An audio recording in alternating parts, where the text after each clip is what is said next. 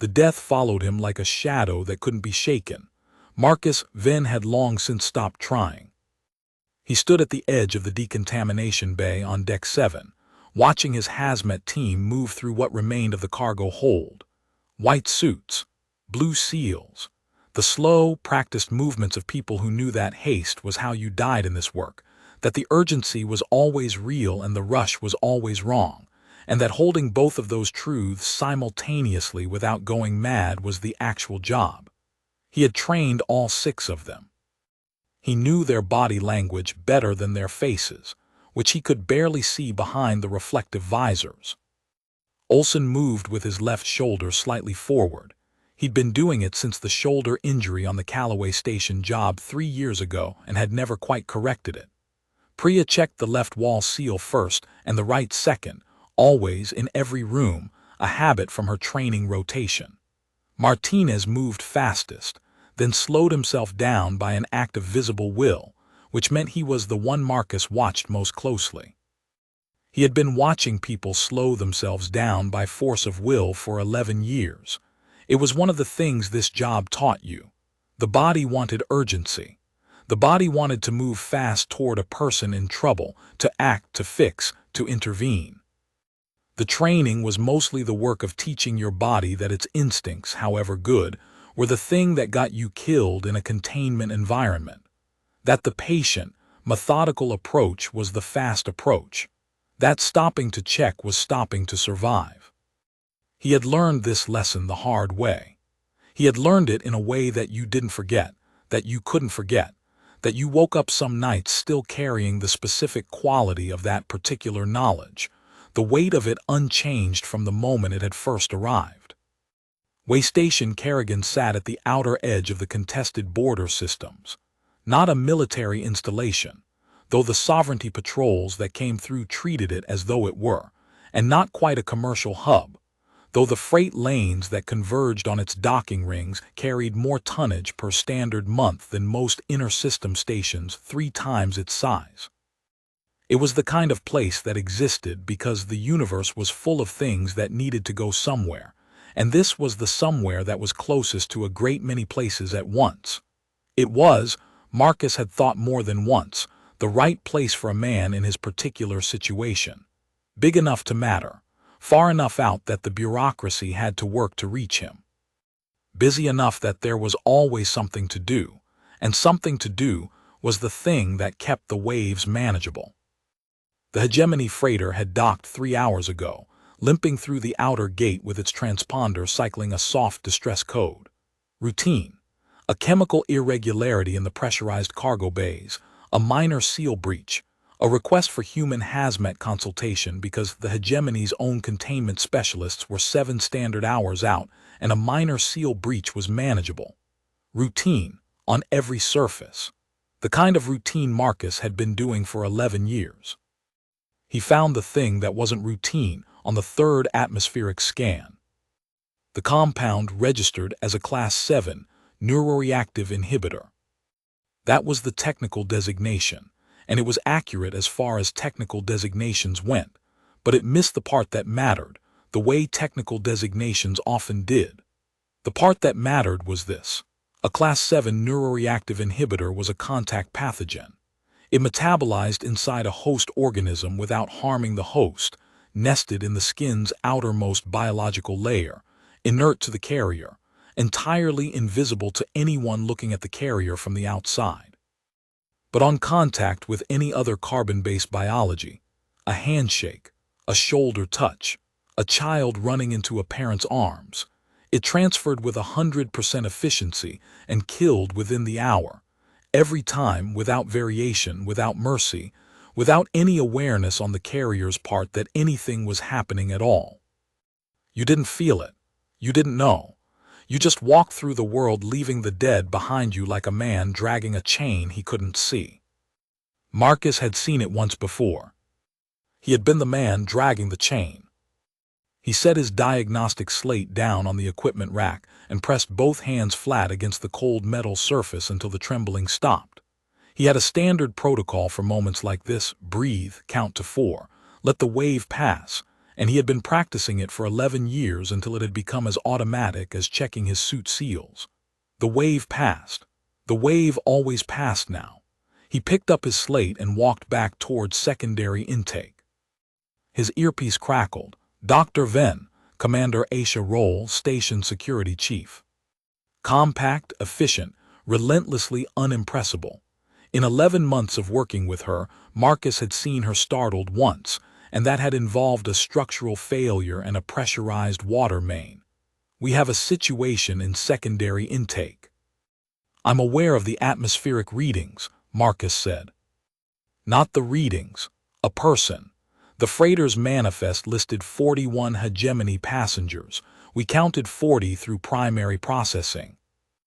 Marcus stopped walking. He calculated. 3 hours, 17 minutes since docking. A contaminated carrier in a crowded way station with 6 levels, and a transient population that today was running approximately 4,200 people. He started walking faster. Seal off secondary intake. Don't approach whoever it is. I'm coming. The secondary intake corridor of way station Kerrigan was built for non-human arrivals. Low ceilings relative to hegemony height. Bioluminescent strip lighting in the blue-white spectrum that the major hegemony sovereignties favored over standard warm-spectrum human illumination. A dozen holding bays lined either side, each with impact-rated transparent steel doors and independent atmospheric control. It smelled of ozone and a faintly sweet antiseptic, and something underneath that, something organic, faintly unfamiliar. The chemical signal of a biology that was not quite human and was under a great deal of stress. Behind the third door from the far end, behind a door that was sealed but whose keypad showed a recent manual override, a hegemony male sat on the floor with his back against the wall and his knees pulled to his chest. He was large. The hegemony ran tall, 7 feet as a standard adult male, with the elongated limbs and smooth facial plating that humans who didn't know them tended to find unsettling. The facial plates were where the hegemony expressed themselves, in chromatic shifts that ranged from the nearly imperceptible to the vivid, a language of light and color that was technically translatable, but that Marcus had always felt was better understood by intuition than by chart. This one's plates were cycling a dull amber, slow and irregular, like something trying to hold a signal through interference. Marcus had learned enough hegemony chromatics to know what amber meant. Distress, and underneath it, cycling darker, something that looked like an animal noise made into color. Guilt. Marcus stopped at the door. The security officer beside him, young, sleep-deprived, name badge reading PRATT, had clearly been trying to decide for the last 20 minutes what the correct response was, started to speak. The door seal is rated for Class 5 containment, Pratt said. I wasn't sure whether. You did right, Marcus said. Stand here, no one else in this corridor. He keyed the intercom panel beside the door. My name is Marcus Venn. I'm the hazardous materials officer for Way Station Kerrigan. Can you hear me? The alien's head came up. The amber shifted fractionally, something registering, something attending. Then, slowly and deliberately, he raised one large hand and gave the human gesture of acknowledgement. Both hands visible, palm forward. A learned gesture, chosen for a human interlocutor. I hear you, he said. His galactic standard was careful and accented in the Keth register, the elongated vowels, the precision on sibilants. I know what I carry. I have known since the accident in the cargo bay. I came here because I thought it was the correct action, to put myself where I could not harm anyone. Marcus looked at him. What's your name? Vane Kareth, second cargo master. Vane Kareth. You were right. Putting yourself here was exactly correct. He kept his voice level and unhurried, because people in sealed rooms responded to the pace of the voice as much as the words, and what he needed right now was for this man to breathe. I'm going to make sure you have food, water, and communication access through the intake port. I'm going to work on a solution. and I'm going to ask you some questions about the cargo bay incident so I can understand exactly what compound we're dealing with." "All right." The amber shifted. Something moved through it, lighter, cautious, the hegemony equivalent of a man unclenching his jaw slightly. "All right," Vane Karath said. "Are you injured?" "No." "Are you in pain?" A pause. The amber held steady. "Not physically." Marcus nodded slowly, as much for himself as for the cargo master. "Then we have time," he said, "and time is what we need." He stepped back from the door. The corridor behind him was no longer empty. The hegemony queen stood 12 feet away, and the word that arrived in Marcus's mind, unbidden, accurate, and immediately inconvenient, was catastrophic. Not as danger, as presence. The kind of presence that a room registered before the conscious mind had finished processing that someone had entered it. Queen Sovereign Verath Keln of the Keth sovereignty stood 7.5 feet tall in formal iridescent robes of deep blue-black, the ceremonial color of the Keth, which Marcus had looked up once in a cross-cultural briefing and noted was described as the color of space where stars have decided to gather, not scatter. Her facial plates were the luminous silver-white that marked hegemony nobility of the highest order, and they were cycling patterns so complex and layered that his rudimentary chromatics training couldn't parse them fully. Behind her stood 4 honor guard in light tactical armor, hands resting near but not on their weapons, faces unreadable. They were watching Marcus with the professional assessment of people who didn't bother looking threatening, because they didn't need to. Beside the queen, half a step behind and to her right, the position of a formal companion, not a guard, stood a younger female. Same silver-white plates, same height, but the color shifts were different. Slower, more controlled, with an underlying steadiness that the queen's chromatics, complex as they were, somehow didn't have. The princess was watching Marcus, not with the queen's sweeping formal assessment, but with something more focused, more specific. A scientist's attention. The kind of attention that picked things apart not to diminish them, but to understand them. Marcus had dealt with hegemony, royalty, twice in his career. Both times had required 3 days of protocol study and the assistance of a cultural liaison.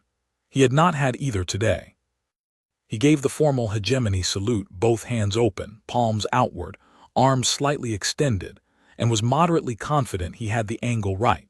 Queen Sovereign Verath Keln. He kept his voice level and his spine straight, because the hegemony read physical posture the same way they read chromatics, and slouching in front of a sovereignty queen sent approximately the same message as facial plates cycling distress amber. "I was not informed you were aboard the freighter. Informing the stations we visit of our movements in advance is not standard Keth protocol during inspection tour," she said. Her galactic standard was impeccable and musical, carrying harmonics the language wasn't quite built for, like water finding extra room to move in a channel designed for something less fluid. "I conduct unannounced reviews of the cargo transit network. My advisors find the practice excessive. I find it clarifying." A pause. In her chromatics, something moved that his training said might be dry humor. "Tell me what has happened to my cargo master." He told her, accurately, completely, without softening or hedging.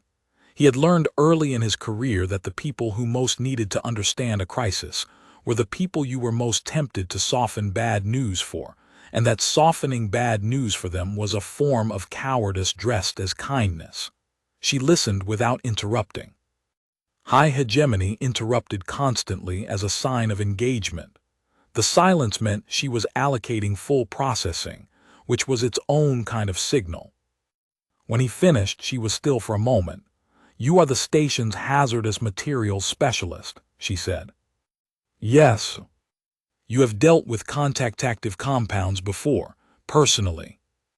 He knew what this meant. She had read his file. "Yes," he said. Her chromatics shifted in a way he couldn't fully read. Then she looked at her daughter. The look lasted perhaps 2 seconds.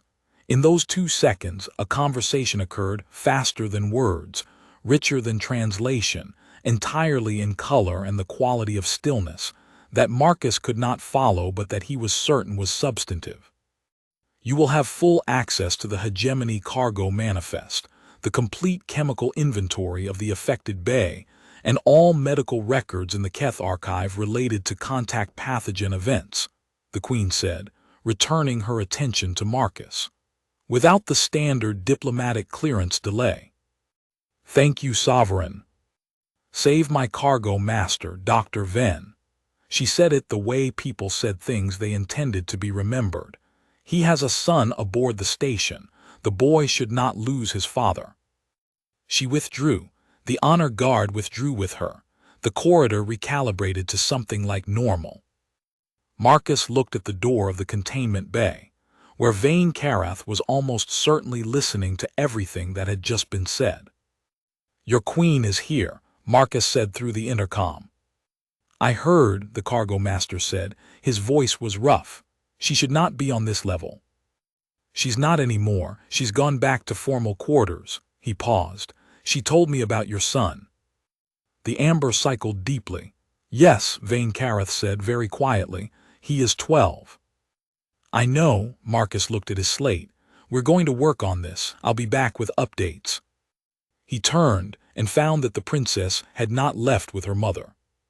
She stood in the corridor, and she was holding 2 containers of what his nose identified as food and his brain identified as a complication, and her plates were cycling the slightly elevated brightness that the hegemony used in place of an expectant expression. I have a background in biochemical synthesis, she said, before he could speak. My mother thought I could be useful. I also thought I could be useful, which is a rarer combination than it sounds. She's right, Marcus said, because he was already calculating what an extra specialist who understood the biochemistry would contribute, and the answer was significant. The lab is 2 decks up. Can you follow me? She followed him. Her name, she told him in the elevator, was Savath Kelm. She had spent 11 years at the hegemony's primary research installation working on neurological compounds and their interactions with contact biology. She had published 14 papers, 3 of which Marcus had actually read without knowing who had written them, because they had appeared in the cross-species biochemical journal that he subscribed to, and that had an impressively selective editorial board. When he mentioned this, something moved through her chromatics surprise, and then something warmer. You read the interspecies synthesis review, she said. Whenever I can get the translation lag under a week. She was quiet for a moment. My 3rd paper in that journal was rejected the first time, she said. The reviewer argued that the methodology was insufficiently cross-referenced to human biochemistry to be applicable to mixed-species medical contexts. That reviewer was wrong, Marcus said. The methodology is transferable. It just requires a scaling factor for human dermal absorption rates. She looked at him. In the elevator's bioluminescent blue light, her plates did something he didn't have a word for. Yes, she said, exactly. The lab on Deck 3 occupied a double-width research bay and smelled of scorched polymer, filtered air, and the particular ozone-adjacent scent of equipment that ran continuously. Marcus had 3 screens up and running in under 2 minutes. Savath Kelm sat at the secondary workstation, adjusted the chair's height with the practical efficiency of someone who had spent a career working at stations built for a shorter species, and opened the hegemony data packet without being asked. They worked. It took Marcus approximately 40 minutes to revise his initial assessment of her. He had expected good, a hegemony royal with a decade of biochemical research, recommended by a queen who clearly did not recommend things lightly. He had expected competent, meticulous, technically solid. He had not expected the specific quality of mind she had, which was the kind that didn't just know things but understood why they were true, which was a different thing entirely. She was exceptional, not in a showy way, not the kind of brilliant that announced itself with dramatic insights and flourishes and waited for acknowledgement. The kind that was reliable and deep and got better under pressure, that worked faster when the stakes were higher, not because of adrenaline, but because urgency clarified the signal and removed the noise. She questioned 3 of his assumptions in the first hour. One of the challenges turned out to be wrong. She acknowledged this without the defensive detour that most people needed when they were wrong, simply marked it off and moved forward. The other 2 were right, and one of them saved him approximately 4 hours of testing a direction that would not have worked. He told her so. She didn't say anything. She just looked at him with her steady scientific attention and returned to the screen. The data said the rest. He found, as the hours moved, that working with her had a quality he hadn't experienced in a long time. The quality of working with someone who was genuinely thinking beside you rather than performing thought at you, who was interested in the same thing you were interested in, which was not the credit for solving the problem, but the solution itself. He had good people on his hazmat team. He had worked with good people across 11 years of station postings. But there was a specific rarity to the kind of mind that could follow your reasoning to the end of where it went, see the place where it went wrong, and tell you without making it about anything other than the problem. She didn't say, "I told you so," when the second challenge proved correct. She didn't need to. The data said it for her, and she just moved forward, already thinking about the next thing. Around the 90-minute mark, Commander Roll's voice appeared in his earpiece. Around the 90-minute mark, Commander Roll's voice appeared in his earpiece. "Dr. Venn, you need to come to the main corridor, level 2, we have a development." The development was that Vane Karath was no longer in the containment bay. The door seal was intact, the intake port was undamaged, the atmospheric sensors showed no breach from the inside. What the sensors also showed, when Marcus looked carefully at the secondary panel behind the medical storage unit, was an access point that the station schematics had not accurately reflected. A legacy accommodation from the original hegemony human joint construction of the station, back when the ventilation duct standards hadn't been fully harmonized between species. The hegemony standard ducts in the intake corridor were wider than human standard, enough to accommodate a large hegemony male moving with deliberate care. Marcus stood in the empty bay for 30 seconds and thought about a man who hadn't chosen to be dangerous, and who had reached the end of his capacity to wait. "He has a son," Savethkeln said from behind him. She had come with him without asking. He had stopped noticing when he'd started allowing it. Age 12, traveling aboard a secondary passenger vessel that docked at this station 2 days ago. The boy is registered in the Common Quarters Level 2, Section C. Marcus pulled out his slate and was already moving. "How did you know that?" "I read the crew records while you were speaking with Commander Roll," she said, keeping pace with him effortlessly in the corridor. "I thought it might be relevant." It was relevant. It was the most relevant thing possible. Level 2 of Waystation Kerrigan was the common zone, the heart of the station, the public corridors, the food markets, the social common areas where the transient population mixed with the permanent residents in the way that spacefaring people mixed everywhere, which was carefully and watchfully, and occasionally with a warmth that surprised everyone involved. 3,000 permanent residents plus today's transient load, which was running high. Hegemony travelers, a convoy of 3 Vashtari traders, a collective research team, and a large human passenger group transiting to the outer colonies. The corridors were full.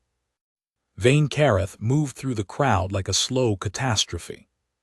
7 feet tall, arms pressed close to his body, pressing himself against the walls wherever space allowed, taking the least populated paths with the frantic strategic intelligence of a man playing a game where all the pieces were alive, and the cost of touching any of them was everything. His plates were cycling a color Marcus had never seen in hegemony chromatics before, something between deep violet and a gray that had no warmth in it anywhere, a color that looked like the sound a person made when they understood, fully, what they were. He was heading for Section C. Marcus moved faster. The thing about a contaminated carrier in a crowd was that they were invisible. That was the horror of it, the specific horror that Marcus had lived from the inside and studied from the outside for 11 years. There was no symptom. There was no sign. The carrier looked like anyone else, a person, moving through the world trying to get somewhere. The death was invisible until it wasn't, and by the time it wasn't, the chain was already pulling. He had a map of the station in his head. He knew every level, every junction, every shortcut and dead end that the public corridors offered, because knowing them was the job, because in a containment emergency you could not afford to check a map. He took the second junction and cut through the maintenance access that shaved 40 seconds off the Section C approach, and came out at the corridor junction 30 feet ahead of where Vane Carath would emerge if he was taking the most direct path to the common lounge.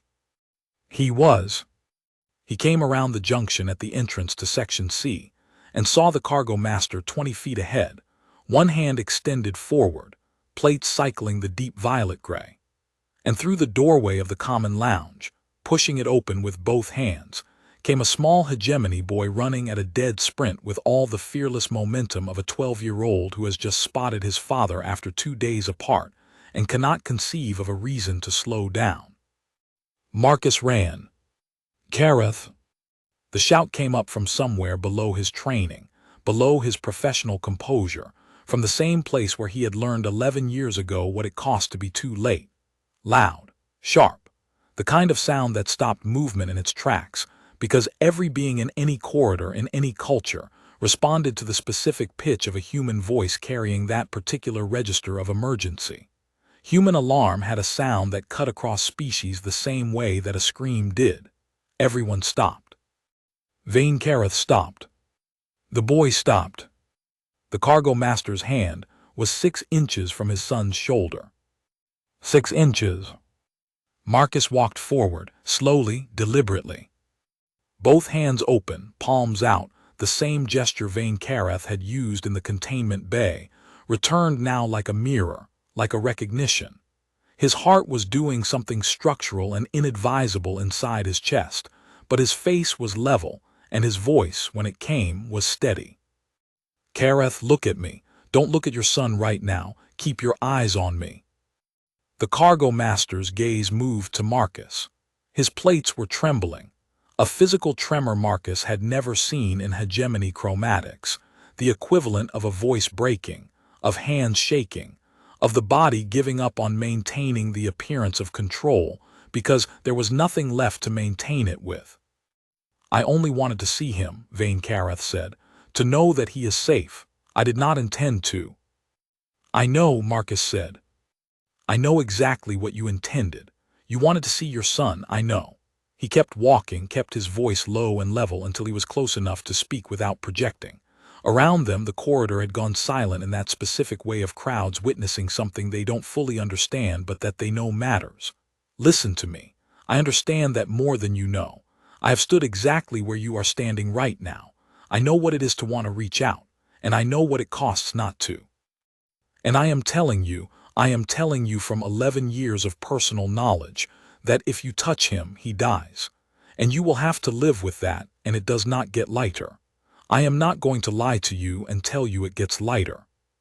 It gets heavier every day, and you carry it everywhere, and it changes the shape of everything you do. I do not want that for you. Your son does not want that for you." Silence in the corridor. The kind of silence that happens when something true is said in a public place and everyone present recognizes it. Vane Carath's hand dropped. His plates cycled through several colors in rapid, uncontrolled succession, the deep violet gray, then something almost white, then a red-amber Marcus associated with raw grief. His arms came to his sides, and his whole large frame seemed to contract slightly, like a person making themselves smaller from the inside. The boy, the son, stood frozen in the doorway. He was looking at his father. He was 12 years old, and he didn't have a word for what he was seeing. But he was old enough to know that something enormous was happening, and young enough to still believe that if he was very still it might turn out all right. Marcus crouched down to eye level with him. The boy's plates were pale and cycling fast, fear, mostly, and underneath it the specific confusion of a child who cannot understand why the person they love most is standing 6 feet away and not moving. "Hey," Marcus said, "your dad is sick. It's not his fault and it's not permanent and we're working on fixing it. But right now, for a little while, I need you to do the hardest thing a person can do, which is trust someone you've only just met and go back inside and wait. Can you do that for me?" The boy looked at his father, not at Marcus, at his father. Vane Carath's plates shifted. All the gray left. All the violet left. What replaced it was pure blue-white, clean and clear and warm and unmistakable. The color that needed no cultural translation because love was the one chromatic the hegemony and humanity had apparently landed on independently and identically. "Go," the cargo master said, quietly, completely. "I will come to you when I am well, I promise it." The boy went. Marcus straightened up, and for a moment the corridor was simply quiet around him, holding what had just happened the way a space holds the sound after someone has stopped speaking, that resonant pause before the world starts moving again. "Come on," he said to Vane Carath. "Back to intake, I'll walk with you." He walked beside the cargo master all the way back through the corridor, and the crowd parted around them with the specific respectful distance that people gave to things they didn't fully understand but that they recognized as serious. Nobody spoke. Nobody reached out. At the entrance to secondary intake, Saveth Kelm was waiting. She had the data pad and she had the expression, chromatic, subtle but unmistakable, of someone who had just found something important. Marcus got Vane Carath settled back in the containment bay. He set the direct comm line to the boys' quarters so the cargo master could hear his son's voice through the speaker. He checked the atmospheric seals twice, not because he needed to check them twice, but because the activity helped him get his own heart rate back to something that wouldn't affect his judgment. Then he went back to the lab, and Saveth Kelm told him what she'd found. The Hegemony Medical Archive has 3 documented cases of Veth-11 contact exposure, she said, pulling up the files on the secondary screen and turning it so Marcus could see. All 3 resolved. The compound is metabolically active. It operates on a biological cycle, not a static presence. There is a window in the cycle, approximately 6 hours after the most recent environmental activation event, during which the surface concentration drops below the lethal transfer threshold. Marcus moved to the screen. How far below? Not far, but the archive documents a suppressive agent that was used in all 3 cases. It extends the window, holds the concentration below threshold for long enough to conduct a full dermal flush.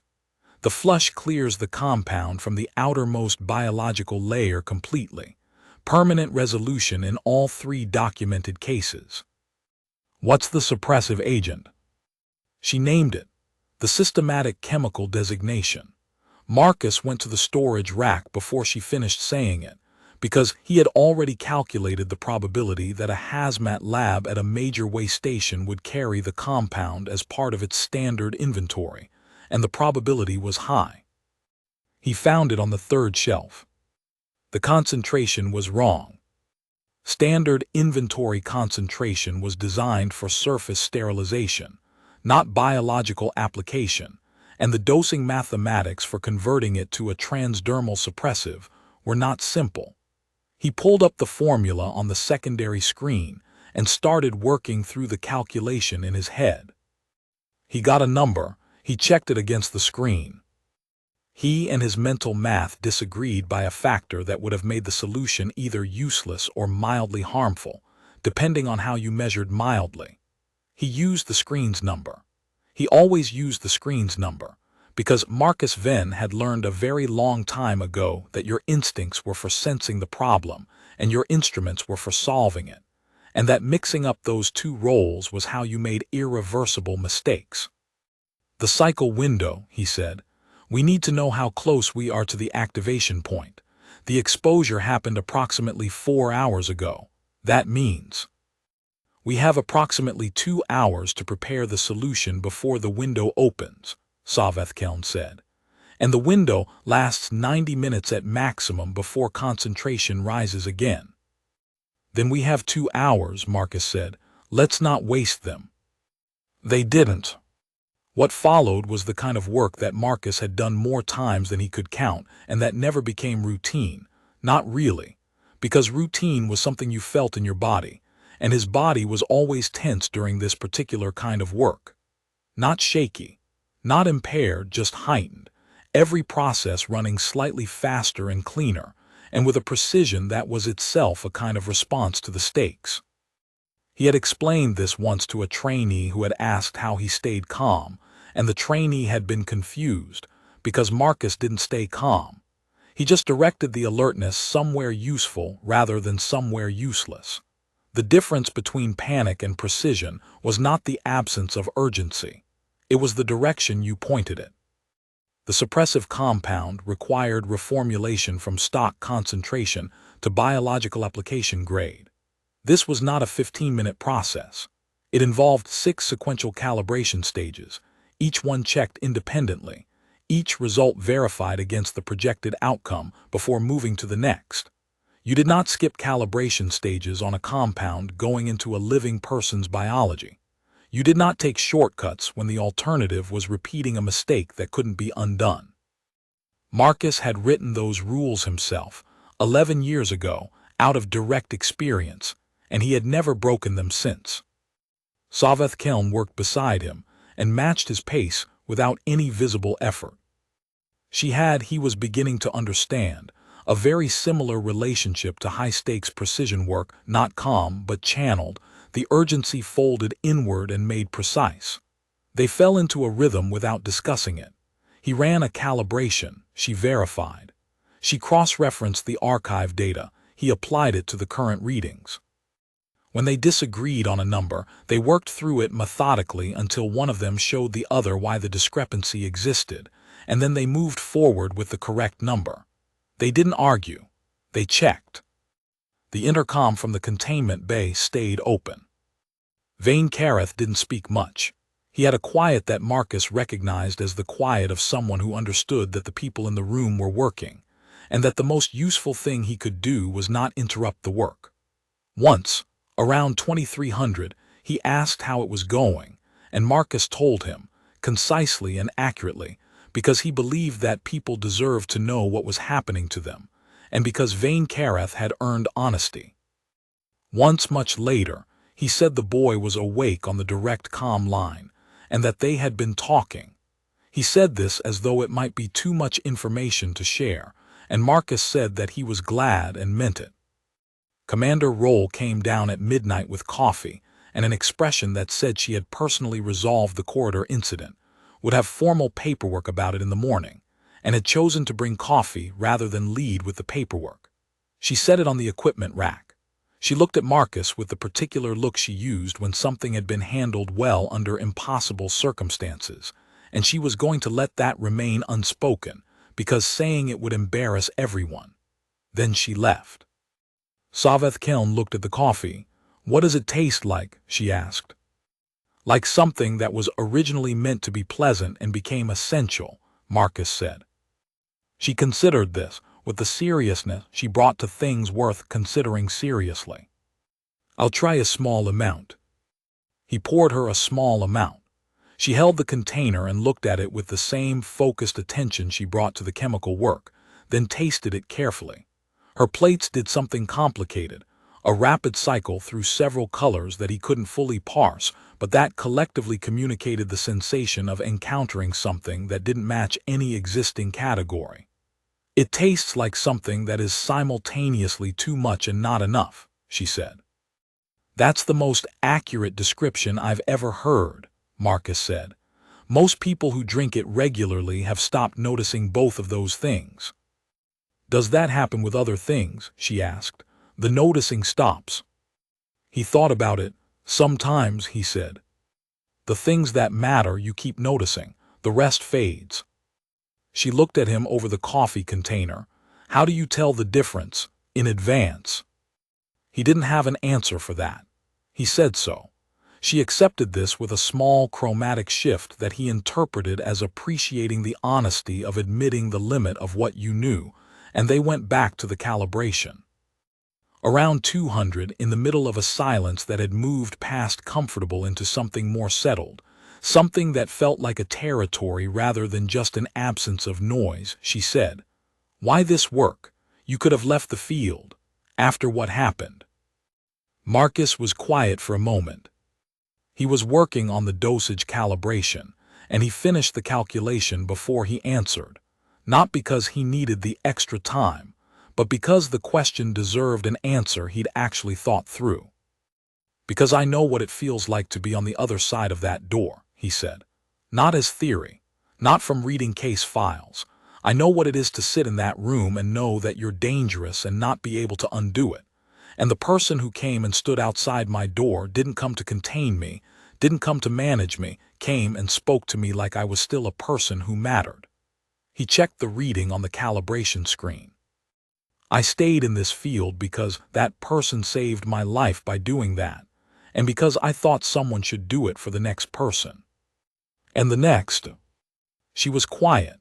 Then, "Your file doesn't include details about how the exposure occurred, only that you survived and that there were documented casualties." "My wife," he said. "My daughter was 3 years old." He didn't elaborate and she didn't push, which told him something about her that he already suspected, but that the not pushing confirmed.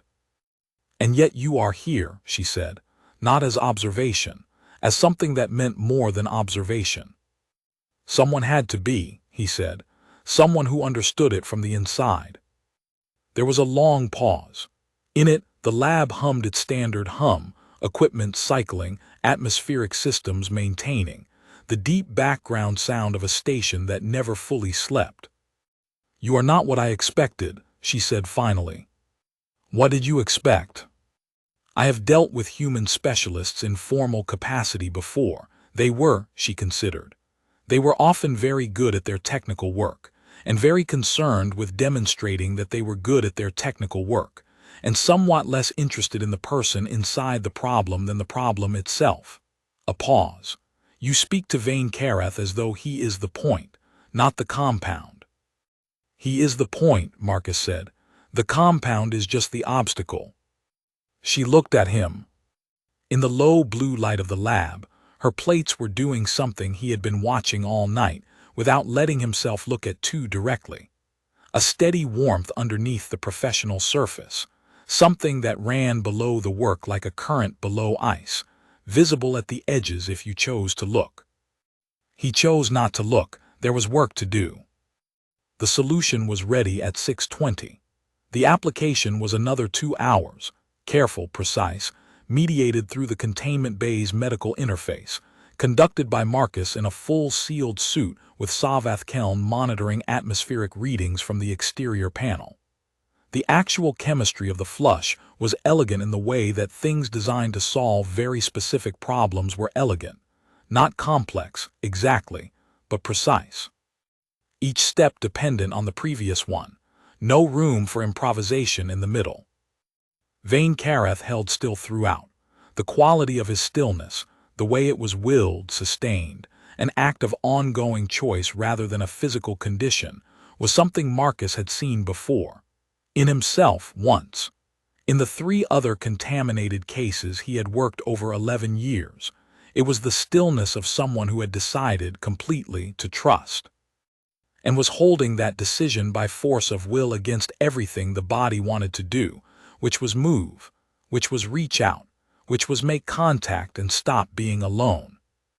At 8:48, the atmospheric readings shifted. The surface concentration dropped below threshold, then below detection, then to 0. Marcus didn't move for a moment. He stayed in the suit, watching the screen, waiting for the reading to correct itself, to climb back up, to show him the error in the application. He had done this before, held still against the moment of resolution, because he had been wrong about the moment of resolution before, and the cost of being wrong in that direction was not recoverable. The reading held. At 8:51 he called it, "We're clear." He removed his helmet outside the bay. His legs, apparently consulting each other without informing him, made a group decision about whether they wanted to continue bearing his full weight, and the answer they reached was, briefly, not. He sat down on the floor, back against the corridor wall, and stayed there for 30 seconds. Then he got up. Vane Kareth's voice came through the intercom. "Dr. Venn." "Yes." "The atmospheric scrubbers, how long?" 20 minutes for the standard cycle. Then I'm opening the door." A pause, and then you can see your son." The pause this time was different. The intercom carried only voice, no chromatics, but Marcus had learned that silences had their own quality, their own texture. This one was the texture of a man who has been holding something very tight for a very long time and is only just beginning to believe it might be safe to let it go. "Thank you," Vane Kareth said, not as a formality, as the real thing. Marcus went back to the lab. Savath Kelm was still at the secondary workstation, still with the screens up, reviewing the data from the flush, not to check for errors, he thought, but because it was her way of processing. The same way he sat on the floor for 30 seconds instead of celebrating, marking it, making it real. She turned when he came through the door, stood up. Her plates were cycling the blue-white of resolution, of something completed well, but underneath it was the other thing, the thing that had been running below the professional surface all night, the current below the ice. She wasn't hiding it, he realized. She had just been waiting for the work to be done. "It worked," she said. "It worked," he said. She crossed the lab. She stopped close enough that he could see the individual light variations in her plates, the complexity of chromatics that was her equivalent of an expression he didn't have a word for yet, but that he was beginning to understand. He thought that he would learn the word for it if given enough time. "I want to tell you something," she said. "All right." "My mother's tour of the border systems has been officially a diplomatic assessment of trade relationships and political alignments." Her plates shifted. The dry humor, genetic, apparently, the same chromatic pattern the Queen used. "Unofficially, it has also been what my people would call a survey. My mother is thorough. She is very thorough." She identified a list of beings across 27 systems, who she considered potentially suitable candidates for formal consideration. Marcus looked at her. He was, he noted, significantly less surprised than he probably should have been. "Candidates," he said. "For my consideration, for a formal bonding consideration, which in hegemony formal practice involves a period of evaluated association before any commitment is." She stopped. "You understand what I'm describing?" "I understand. I have met 647 beings that my mother placed on that list over the last 11 years, she said. "I have liked a number of them. I have respected a smaller number. I have found in 11 years that I have met very few beings who understood the thing you understand." "Which is?" "That the person is the point." Her plates held steady blue-white. "That what someone carries is not what defines them. That staying, choosing to remain in a difficult place and do difficult work rather than finding somewhere easier, is its own form of courage. That the door matters less than who stands on the other side of it." Marcus was quiet. "You asked me what I expected," she continued. "I expected someone technically excellent. I did not expect someone who sat on the floor outside a contamination bay and spoke to a frightened man about the weight of what he carried. I did not expect someone who knew the exact right thing to say to a 12-year-old child in a crisis, because they had been through the crisis themselves. I did not expect to spend 12 hours working beside someone and find that the hours felt shorter rather than longer." He looked at her. He thought about the right thing to say, and then he said the honest thing instead, which was, "I'm complicated. Yes. I have 11 years of history that I carry with me everywhere. Yes. I'm not," he stopped, started over. I don't know what I am, in the context of what you're describing. You are, she said, with the calm certainty of someone who has thought about something carefully and reached a conclusion. The first being I have met in 11 years of formal evaluation who I would like to know better. That is the beginning of what I'm describing. That is all I'm describing. The rest can be, she searched for the word, discovered. The lab hummed. The atmospheric scrubber cycled. Down the corridor, a sound filtered through the door seals, muffled by distance and material, but unmistakable. The sound of a child running.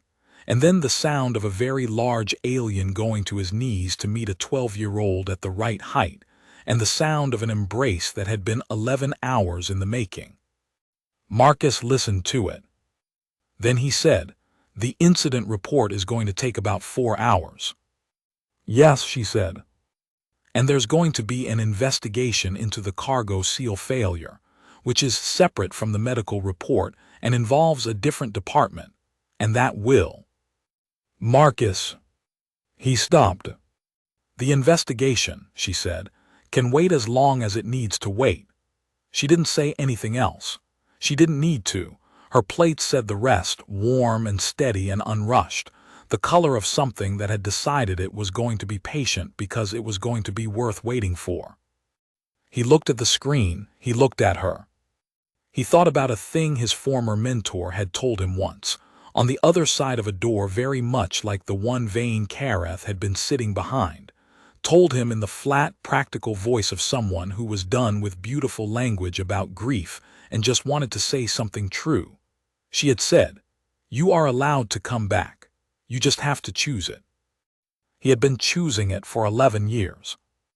He thought maybe he could choose it again. "There's a position," he said, "in the Keth Research Network. I looked it up 6 months ago.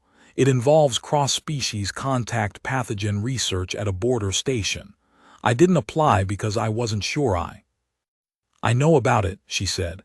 "My mother sent me the posting 3 weeks ago." He looked at her. "Before this happened. Before this happened. She read my file 3 weeks ago." "She reads files very early," Savathkeln said. "She is extremely thorough. I may have mentioned that." "The posting," Marcus said.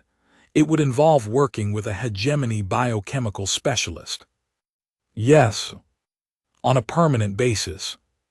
"The initial term is 2 years," she said, "with review." He was quiet for a moment. Outside in the corridor, the sound of the child's voice had settled into something lower, less urgent, the sound of talking, of being together, of two people who had been apart and were now not. He had done what he came to do. The man was saved. The son still had his father.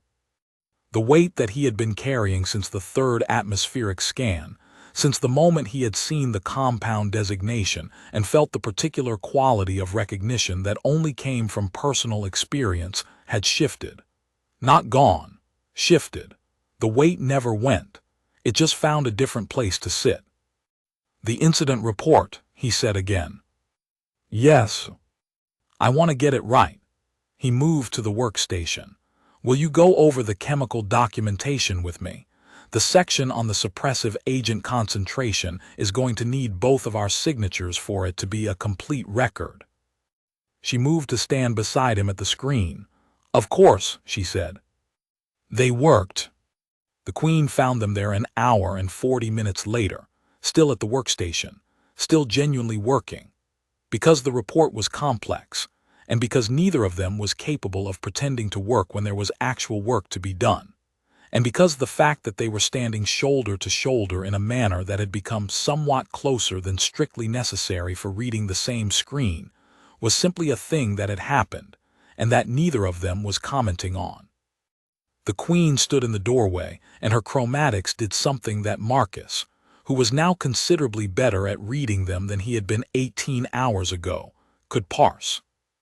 Satisfaction, the deep, settled, long-term kind. The kind that comes not from being right about something small, but from being right about something that mattered. "My cargo master is recovered," she said. "Yes, Sovereign. Full dermal flush confirmed negative at 8:51. Atmospheric readings clean. He'll be in monitored recovery for 72 hours, but I don't anticipate any recurrence.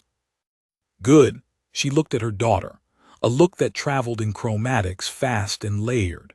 Her daughter's plates responded, a very slight shift, an acknowledgement, an expression Marcus had learned to recognize over the last 12 hours as her equivalent of a small smile. Then the Queen looked at Marcus again. Dr. Venn. The Keth Sovereignty's primary research installation at Vethkareth Station has an open posting for a human hazmat and biochemical specialist. 8 months vacant. The work involves both standard containment management and original research in cross-species contact pathogen interaction. The archive access is complete. A pause. The position also includes a co-posted research placement for a Keth specialist who requires additional field experience in applied rather than theoretical contexts. Marcus considered this. The terms, he said, I'd need to review. Naturally, the Queen's chromatics cycled through the dry humor pattern. They were transmitted to your station mail 3 weeks ago. I imagine the delay in receiving them was administrative. She left. She walked the way hegemony royalty walked, as if the corridor were not a functional station passageway, but a formal space built specifically to accommodate her passage, which it had not been, which she managed anyway, purely through the quality of her movement. Marcus stared at the doorway after she left. 3 weeks ago, he said. She sent me the posting at the same time, Savethkeln said, with the precise tone of someone who has rehearsed this line several times and decided it was worth saying anyway. She said she had identified a potentially significant candidate. Those were her exact words. She caused this. She identified an opportunity, Savethkeln said carefully. The seal failure was genuine. The crisis was genuine. But my mother's presence on that specific freighter on that specific inspection tour, she paused. She is very thorough. She's extraordinary, Marcus said. That's terrifying. Yes, Savethkeln agreed. It is generally both. He turned back to the screen. He thought about the terms sitting in his station mail. He thought about a border research station and a hegemony archive with complete access, and 11 years of work that he had never stopped doing because stopping would have meant that the cost of everything that had happened had been wasted. And he thought about a princess standing beside him in a laboratory at 3 in the morning, challenging his assumptions with the precision of someone who expected to be taken seriously, and was not at all surprised when she was. He thought about doors. The report, he said. Yes, she said. Section 4, the suppressive agent dosage. Your name goes first on the co-signature. You found the archive case studies. Her plates shifted, blue-white, warm, steady, the color of something that had already decided what it was going to be. All right, she said. He opened Section 4. Down the corridor, Vehkareth and his son were talking. Marcus could hear it, not the words, just the sound of it. The quality of a conversation between two people who are still learning that they are allowed to be in the same room again. The cargo master would go into formal recovery. The boy would visit, through the sealed intercom for 72 hours, and then in person once the monitoring was complete. The sound of it filtered through the sealed door of the lab, low and continuous and alive.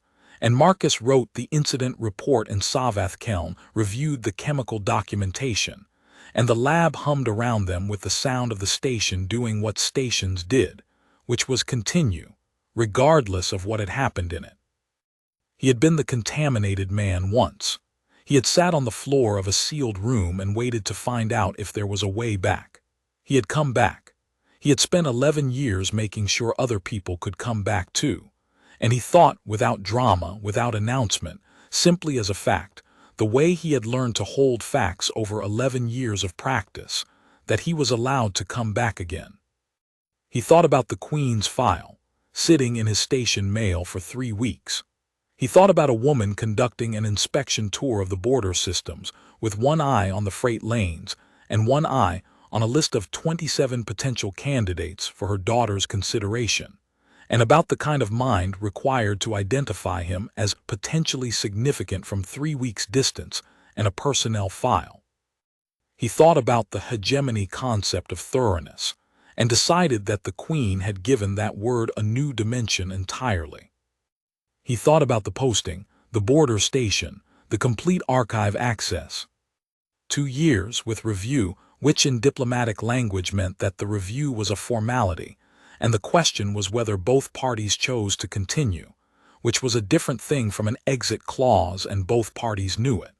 He thought about what it meant to be evaluated by someone who had read his file and seen not the tragedy in it but the trajectory, not what he had lost but what he had chosen to do with what remained.